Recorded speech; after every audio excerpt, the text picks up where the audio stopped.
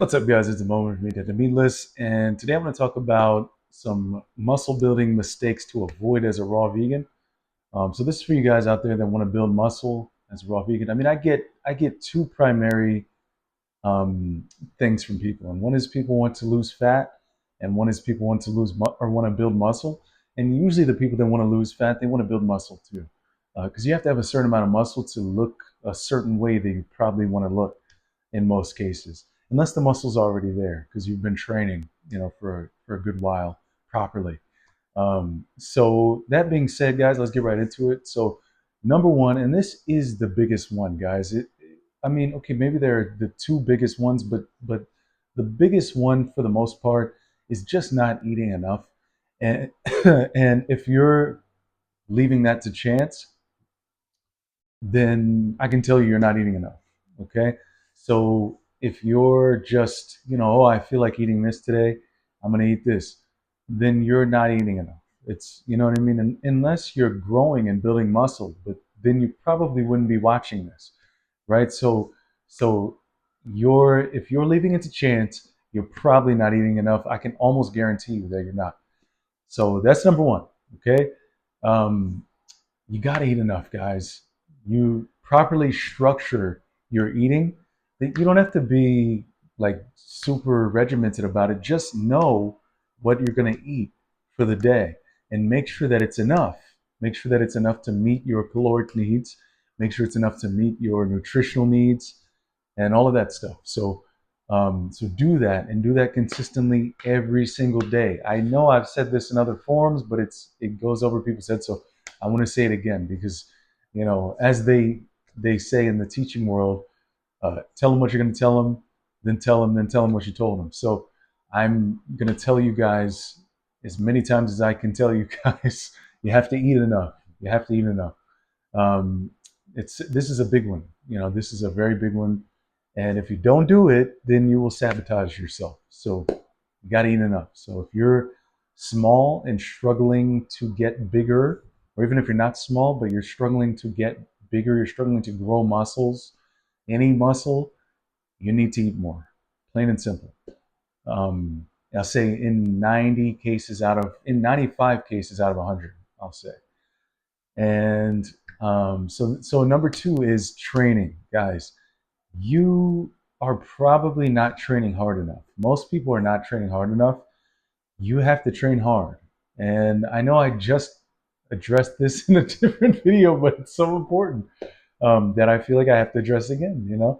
Um, so you have to train hard. You have to train hard enough to make change in the body. The body doesn't want to change. The body is nature, and nature wants to stay wherever it's at and at an equilibrium. It wants to stay there, maintain that homeostasis.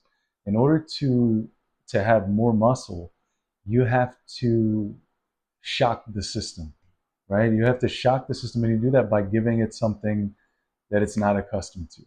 And then you do that, you let it recover, and then you do it again, and then you let it recover, and so on and so forth. And that's it.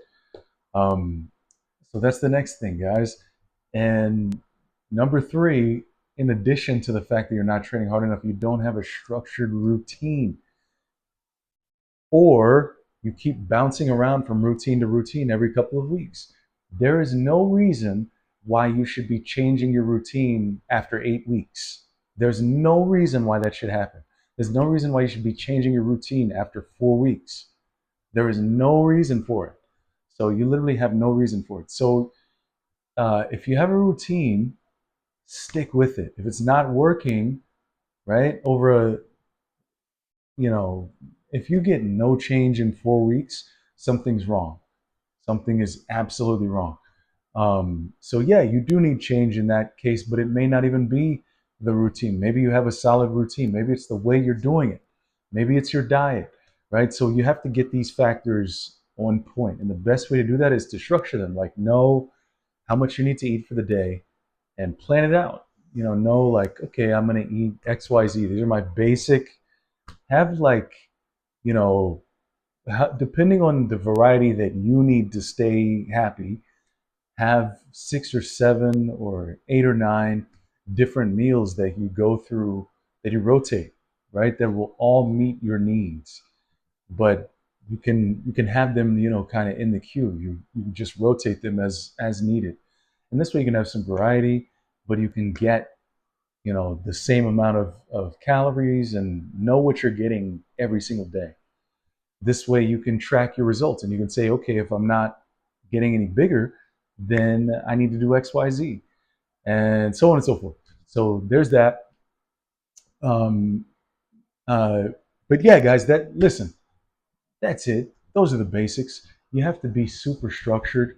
So if you're struggling to put on muscle as a raw vegan, I encourage you to look at these areas, look at these couple of areas of your eating and of your training, evaluate how they could be better, and then make those changes immediately.